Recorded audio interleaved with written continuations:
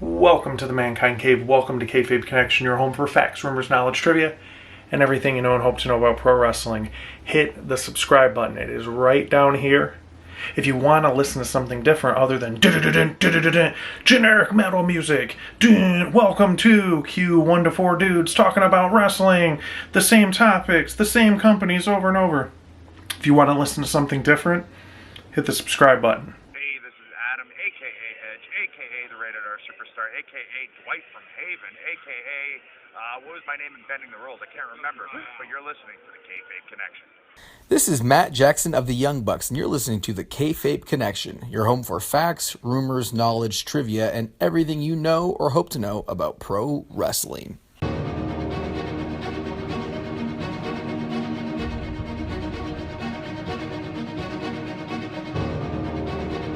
It's just too sweet.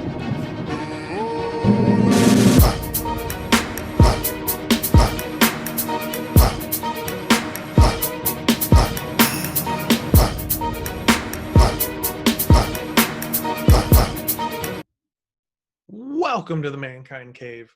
Welcome to another episode of Kayfabe Connection, your home for facts, rumors, knowledge, trivia, and everything you know and hope to know about pro wrestling.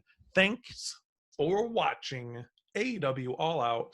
All Out 2020 was last night, and if you sit on your phone and that's it, and then you base everything off of what all these at kitty x9 says, you know, whatever their handle says on Twitter, the only takeaways you will have from last night's show will be the Matt turn around the world, right? The two Matt botches. Matt Sydal botched Shooting Star on his debut in the Casino Royale match, and then of course Matt Hardy took a spear from Sammy Guevara, which ended horribly and abruptly stopped the match, even though the match went on. That seems to be the only thing that people seem to be talking about. But I'm here to tell you there's much more to talk about from All Out. So without further ado, let's get to the plugs, and then we'll get to what was All Out 2020. So at the letter K, F-A-B-E Connection on Twitter, Kayfabe Connection, all one word, on Instagram, and most importantly, subscribe to Kayfabe Connection here. Click the subscribe button, hit the bell for notifications, tell a pro wrestling friend to tell a pro wrestling friend, especially if you are sick of listening to Kevin's Wrestling Show, where we insult wrestling and wrestlers the whole time, even though we love wrestling or claim to like wrestling. If you are tired of that garbage, if you are tired of people who sit and live tweet through wrestling shows and all you do, there's a wrestling show going on and you're just sitting here going, let me see what at blah, blah, blah says. Okay, well, they made my mind up. I don't like this show, right? Meanwhile, Kayfabe Connection sits here. Shout out to Planters Cheese Balls, by the way. Pop some cheese balls in the Mankind Cave. Good match, sir. The chemistry was kind of weird on that, but yeah, this is a fun show. I like wrestling. Yay, I'm going to have another cheese ball. I'll say it again. I like wrestling. Cool. If you're tired of just wrestling podcasts that are just all the same, all they do is talk about WWE. Let's do Clash of Champions preview and then review and then predictions, or they just sit and just shit on everything and meticulously tweet about every little detail during a show. If you're sick of that, you came to the right place. I like wrestling. I like to talk about wrestling. I am not a wrestler, but I am a wrestling fan because I enjoy wrestling. So if you want to listen to someone who enjoys wrestling, talk about wrestling, came to the right place. Without further ado, All Out 2020. Again, the scuttlebutt on social media was, oh, Matt Sydal botched, Matt Hardy botched. This show isn't good. AEW had a poor showing last night. In some degrees, it's a fair criticism. I think the fair criticism is the show didn't live up to expectations or live up to the precedent that has been set by All Elite Wrestling thus far. All Elite Wrestling has been hitting dingers over the fence this whole time for the last year. It pained me to not be in attendance for All Out this year because I was at the very first All In show, which, I mean, I can still, there's certain memories that are just burned into your brain where you can just, and you just morph back into that time. I'll never forget walking in there with my wife in outside of Chicago. I almost said Chicago, but technically it's Schaumburg, Illinois, not Chicago. It's outside of Chicago for All In at the Sears Center, which they had All Out at the Sears Center the following year. I was in attendance for both shows, but that first show walking in 10,000 just rabid, just people who, again, as I alluded to a moment ago, people who love wrestling and have been wanting to see wrestling that makes them enjoy wrestling and makes them want more. And they're not trying to, I'm going to cancel the AEW because they had one average show, so it's all going to hell now. No, there were 10,000 people in that Sears Center who were losing their minds, and the energy, and it was just, everybody was being kind to one another and not trolling, and we were excited, and they were loud and vocal. And last night, though, it's just strange and it's weird, and I'm not going to sit here and make excuses and say, well, it's because of the pandemic. The pandemic is the reason the show fell flat. I think there's several reasons why the show fell flat. One was the only thing that people seem to talk about. Like, if you notice, there's no takeaways from All Out. There's no, hey, you know, the storyline, I'm excited for Dynamite Wednesday because this part of the story. No one's mentioning that. The only thing you're going to hear is Matt Sydal botched in his match and Matt Hardy botched in his match. And because of those two things, it sucked the life out of the show. I think reasons why, even for me, I mean, dude, I'm an adult man who has a toy belt sitting next to him, an AEW toy belt.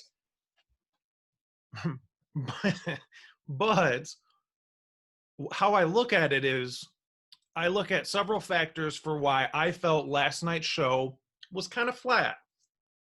It felt flat. That's not me bashing AEW. That's not me bashing the talent. And that's not even me getting in this panicky stage that people seem to be getting into because AEW produced a show that wasn't spectacular and stellar like everyone else has. And I've even mentioned this for, honestly, since, you know, the first few months of Dynamite were running, when they were firing on all cylinders. It was so exciting and new, and it was fresh, and everything just seemed to click.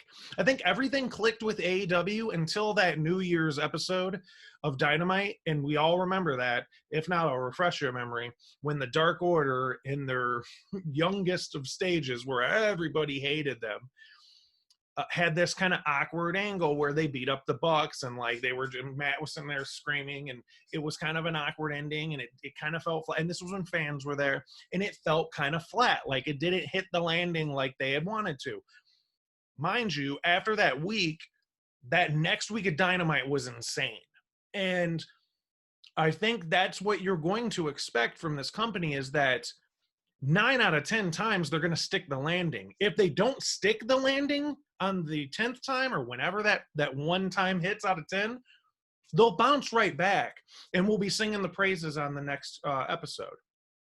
You know, if you could stick around for all the shittiest years where it's Cena versus Carlito on Raw, or Chris Masters versus Orton, if you've been sticking around with that company since 2003, pump the brakes a little bit, relax.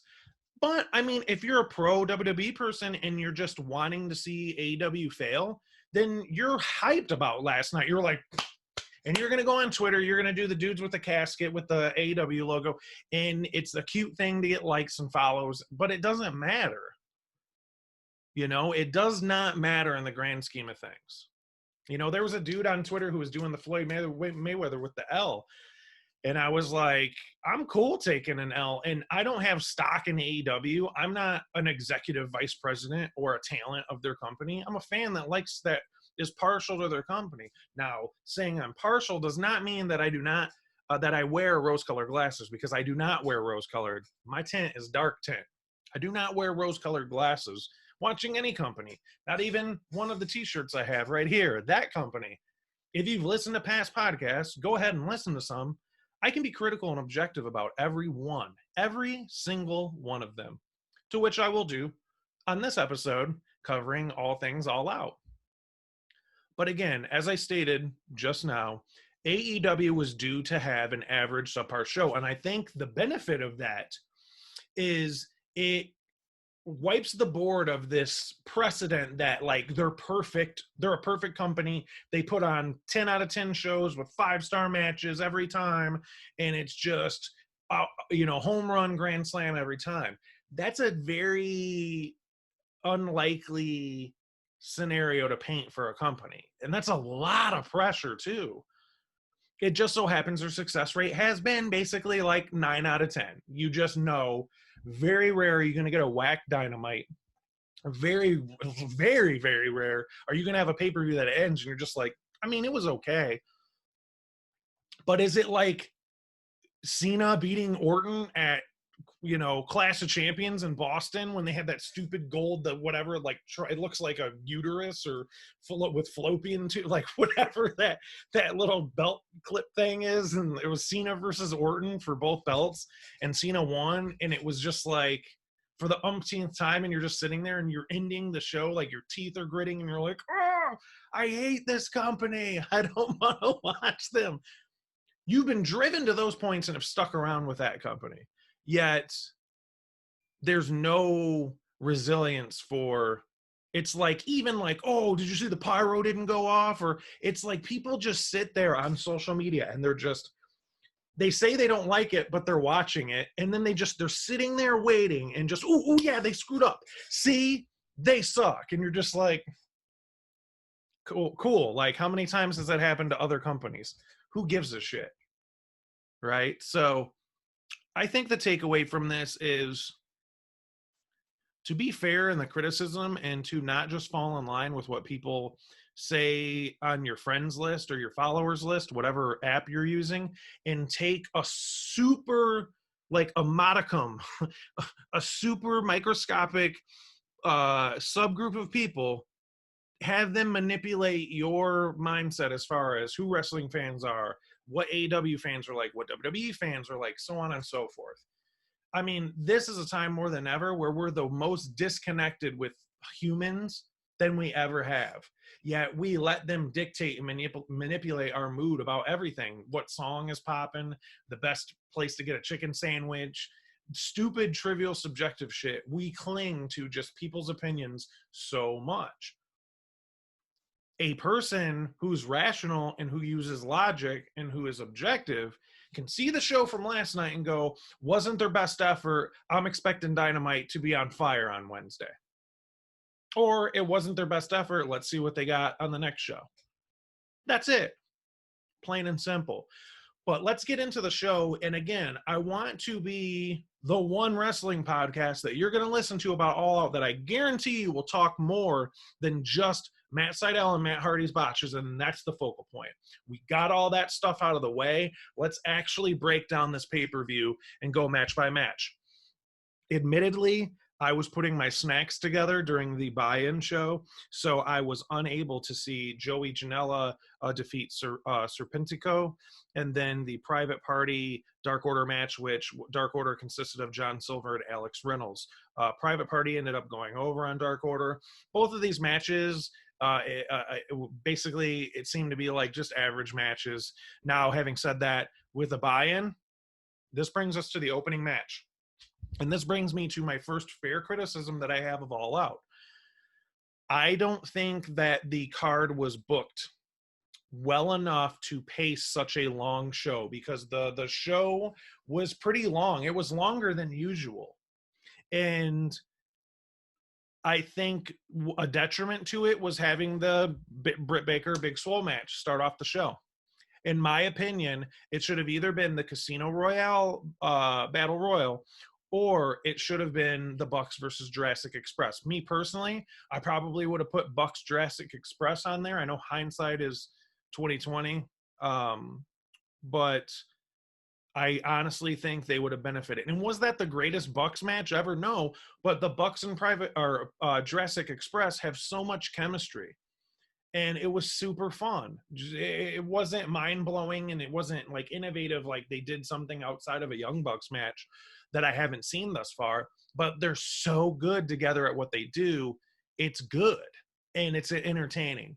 So that to me the show would have gotten off to a better start, would have got its footing a little bit better than having such an odd opening match, which it was kind of cinematic adjacent. They were in Britt Baker's dentist office in Pittsburgh, and it just nothing really entertaining happened. And you know, that's the same thing with like things from like Money in the Bank. Like Money in the Bank, when they were in the big, Stamford Tower, on paper you're like, holy shit, what stops are they going to pull out to pull this off? Like, and all it was like John Laurinaitis was like a janitor, and like Three Stooges humor, and you're just watching.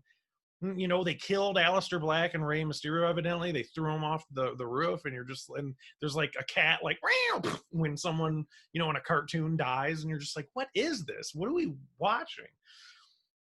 But then there's things like the Boneyard match, that a cinematic thing that on paper you go, oh, this is gonna suck, and then you see and you're like, that was fun and entertaining. I enjoyed it. I think the problem we're getting, though, after the Boneyard is that just people automatically think a cinematic match is just going to be funny and entertaining. And regardless of what you do, people are going to be into it. The Tooth and Nail match was not one of those matches. It was not good. In all respect to Britt Baker and all respect to Big Swole, because they're two competitors that I think are great wrestlers. And everybody put up a stink on Twitter because, AEW's women division. And I'm all for not being a Vince type where you're just like, fuck what the crowd thinks. I don't care what they think. We're going to do what we're going to do. But I also don't think that you got to sit, if you're Tony Khan, you got to sit on Twitter and be like, guys, they're shitting all over us not having this tooth and nail match on the main card. I mean, hey, let's rip up the card. Let's start over. No, like, you run the company.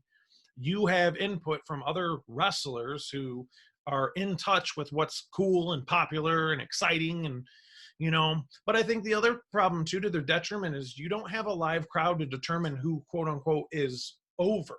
You don't have that here. You're void of that. Now, mind you, we're back to 10% of attendance at Daly's Place. But even with that, a lot of people were criticizing the crowd last night. Another thing, again, not giving any type of, they're great, or that we don't know how the crowd's supposed to be. We're in the middle of this weird ass time period right now. It's hard to gauge how people are feeling. But the thing I will say, it was like 100 degrees, 90 degrees or something in Jacksonville, and not including humidity. So you're out there, it's getting later, it's dark, you're just muggy, hot, sweaty, you're tired. It's a longer show. Yeah, the crowd's going to die. The crowd's not going to be as, rah-rah as they were at 7 p.m. Eastern time as they're going to be at 11 p.m. Eastern time.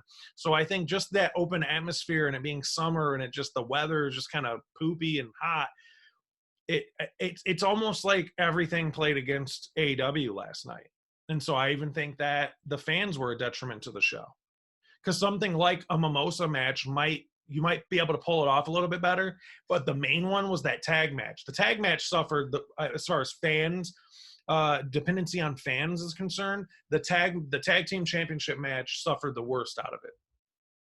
I was at Revolution, and people were losing their minds for that Hangman Omega Bucks match, and rightfully so. It was one of the most incredible tag matches I've seen in a while.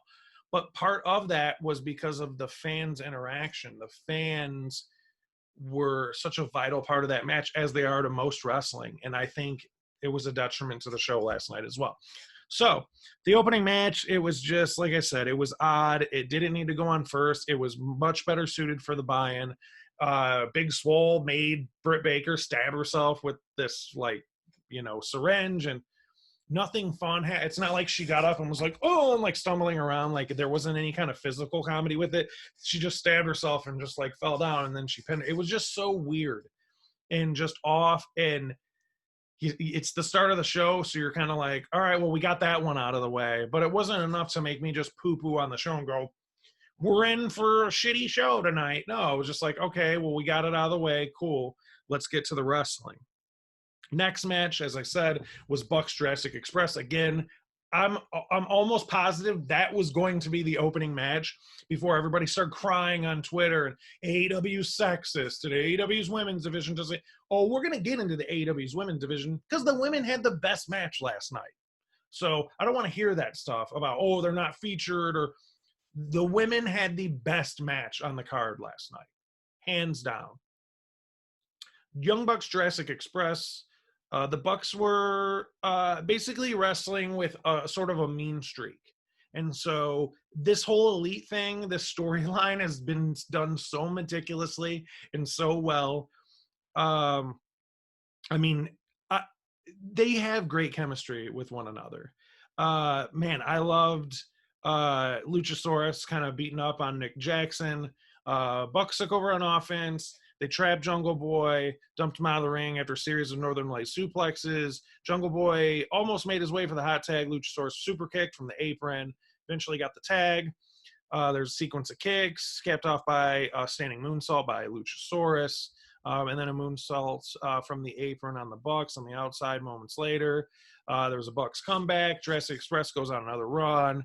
They hit the extinction level event for a near fall. So there were several near falls on Jungle Boy, and I get what they're trying to do. I get that they were trying to build Jungle Boy as a star, but I do think it's a fair criticism when there's people that see the match and they see so many near falls that kind of takes away from the match, and you're like, all right, already, we get it. I understand for people who have that.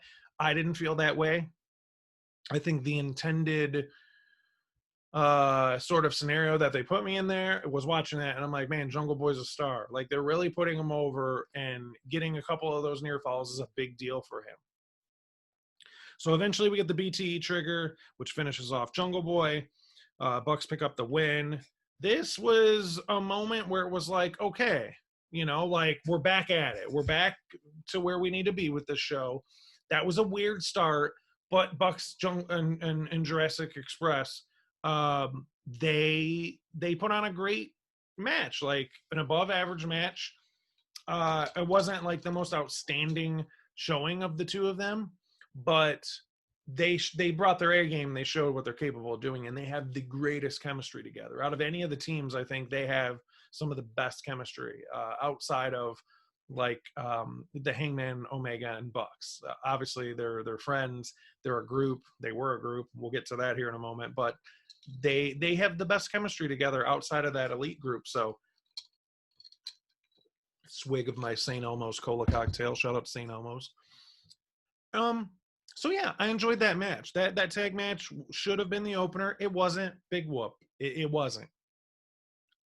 Next, we got the Casino Battle Royale.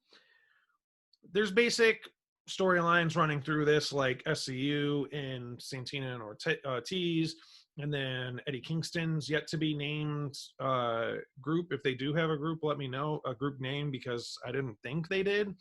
But yeah, this was basically to put Lance Archer over, and I think we got the gist of that from a couple of the past Dynamites. They're really selling him as a monster. And what's funny too, because Archer wins the Battle Royal. He the Butcher and the Blade were trying to help Eddie Kingston win. Eventually Eddie Kingston gets slammed down, and Eddie Kingston's basically like what Curtis Axel was in the WWE Royal Rumble. Like, he didn't go over the top rope when he went out to the apron. So maybe he'll have that running joke like Curtis Axel did on Twitter for like a year after the Rumble. But, he slams Eddie Kingston down on the ground onto Butcher and the Blade. So Lance Archer is your Casino Royale winner, and now the new number one contender for the AEW Championship. Now, when this happened, in my mind immediately, for whatever reason, I'm like, well, wait, didn't he already wrestle Moxley? That's if Moxley walks out as champ, all things considered. But then I started thinking about it, I'm like, oh no, Lance Archer wrestled Cody for the TNT title. So I mistakenly thought that Lance Archer had already wrestled Mox, but it was Cody, in fact, that he wrestled for the TNT title. And that was fresh out of, like, he's white hot. He's this new addition to the roster. Like, you thought they were strapping the proverbial, rocket pack to him, as they say. And then he lost the match. And so they've really been trying to build him up. I still don't think that Archer is going to be a champion. I don't think there's much with him as far as like what to do, even with Jake Roberts. I'm waiting for that program that kind of puts him over the edge as far as like big time, like when he's on the TV, it's like, man, this is, and he's a badass and like he's awesome. But for like something compelling, like as a character, honestly, where I see Archer right now, and this is not typecasting him like, oh, he'll never, sky's the limit for Archer. And he's a veteran, he's a grizzled vet, he's 40. Dude can go. He's a badass. He gets over big time with this gimmick that he has with Jake Roberts. But what I see Archer currently slated as is a Kane. He's the Kane to Stone Cold or Kane to Taker, whatever. He's like this, should be taken seriously. He might win the title, guy, but is he going to win the title, and is he going to keep it for a long time? Like, remember Kane? His title reign was like a day with the belt, and then he wrestled Austin in a First Blood match. So I kind of see Archer being that Kane character right now, where he could win, but you're not really sure. But he can be taken seriously as a number one contender or sniffing around in that top guy department. Honestly, and they tease a little bit in the Casino Royale match, I'm really intrigued by a Brian Cage Lance Archer match. And who knows, maybe Lance Archer finally gets that AEW, because that'll be a Dynamite. That's not going to last all the way to Full Gear, which they announced during the show. Full Gear is November 7th on pay-per-view. I don't see it going that length. I think we're going to get a Dynamite storyline to kind of pace us to get to that next Full Gear feud. But I don't see that being anything that's going to be saved for pay-per-view. So yeah, I mean, shout out to Lance Archer, man. That's awesome that, he was like MVP of the G1 Climax a year ago. He's really been convincing on Dynamite, and good for him, man. I'm glad he got into the number one contendership role, and we'll see where they go with it.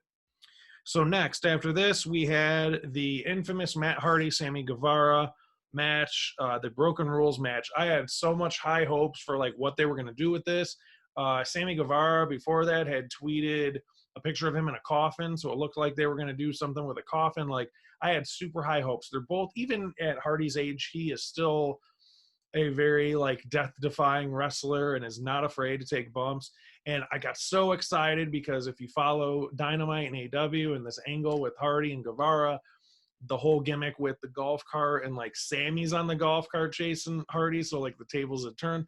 I just thought that was so well done and clever. But then right a few moments into the match, we get the spear heard around the world off of the forklift, supposed to be on the table, and when Hardy goes back, his head slams off the concrete. It's wrestling, and I'm not going to be that jackass who's like, it's not ballet, it's wrestling. Dude, have you ever tried ballet? You ever seen people's feet that do ballet all bloody?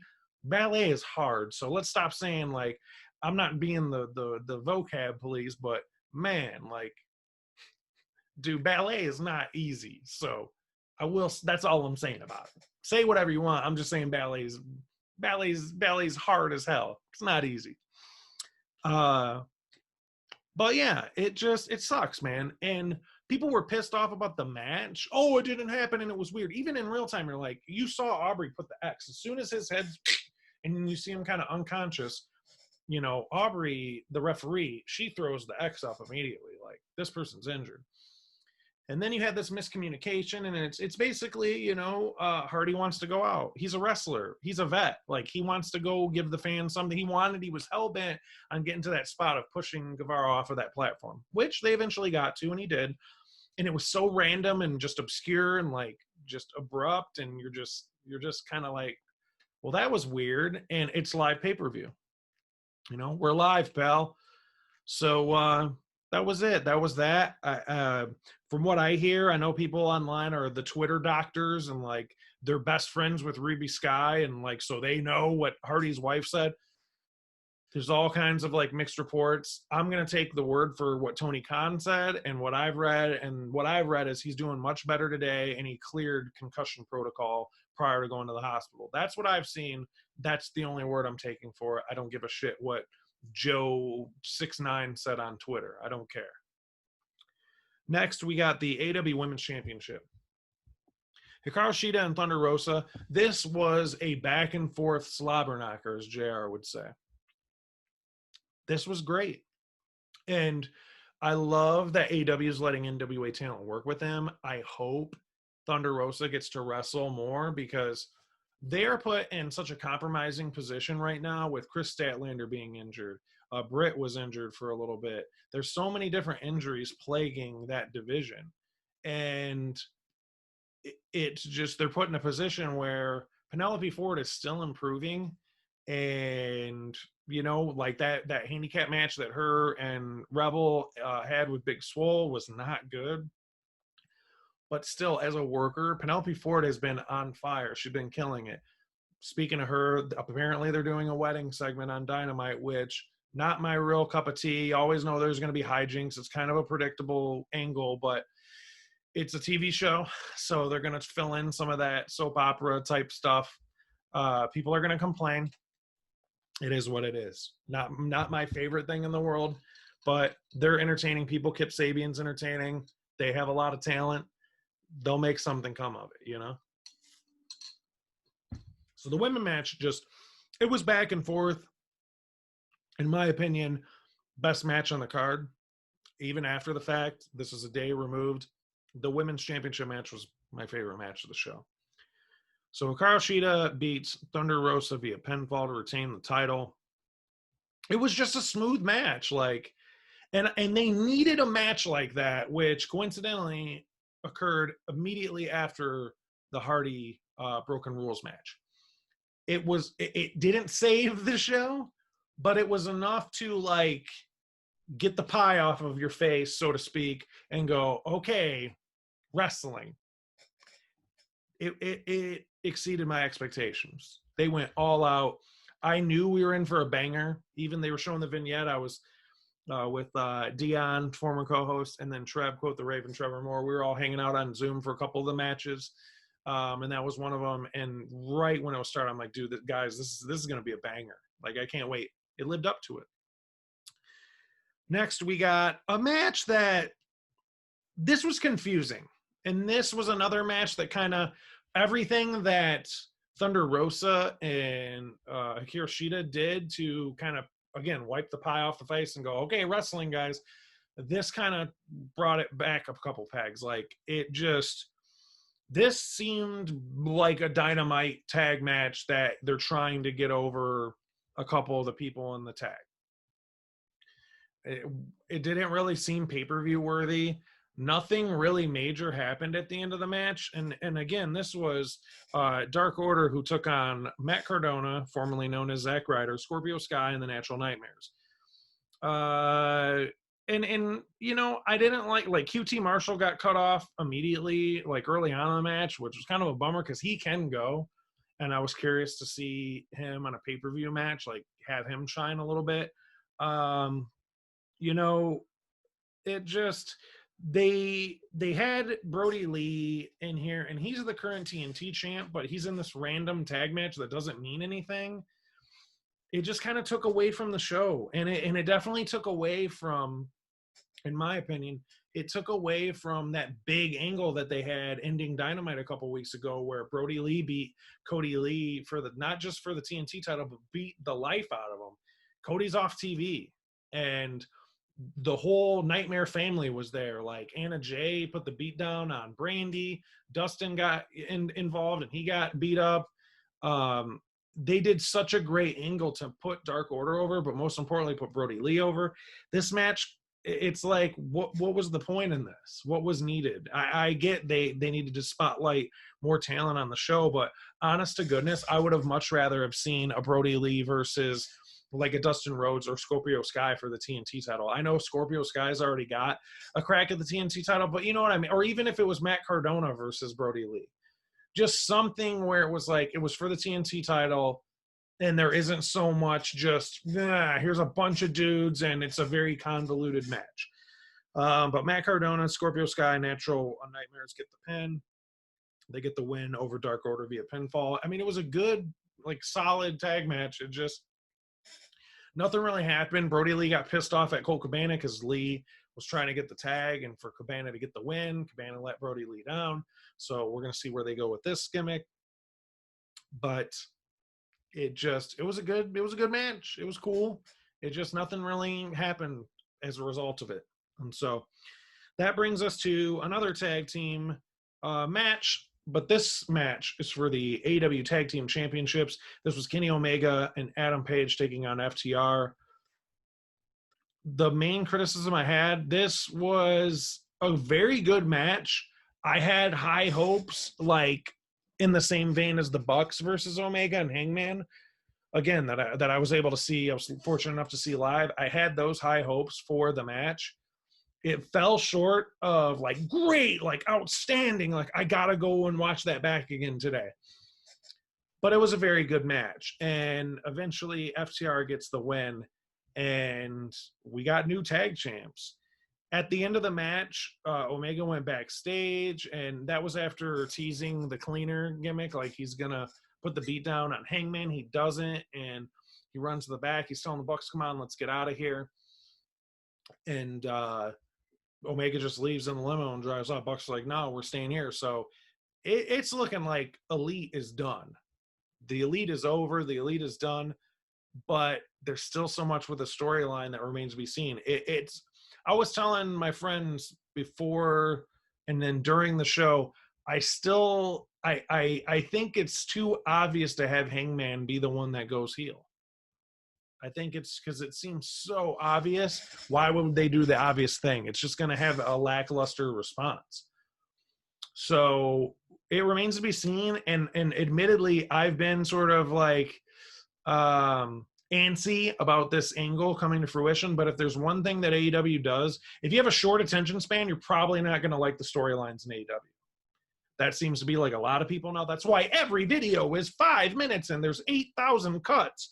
And I talk like I'm fucking a lunatic or like a kid scientist on a kid show. Like every fucking YouTube podcast sounds like that. And the videos can only be 5 minutes because people have pea brains and can't listen to someone talk for more than 5 minutes. But I digress. Yeah, I mean, I think that I enjoy the long-term storytelling of this Elite gimmick. I'd like to see where they go with it, with this Elite story, and see what takes place. Next, we had Jericho taking on Orange Cassidy in a Mimosa Mayhem match. I'm going to tell everybody here in YouTube land the same thing that I told my buddies down in the 504. It's a fucking Mimosa Mayhem match. There's 2 jacuzzis filled up with orange juice and champagne. It looked more like Mountain Dew, but it's a Mimosa Mayhem. If you were expecting Steamboat versus Sting, your expectations were not feasible.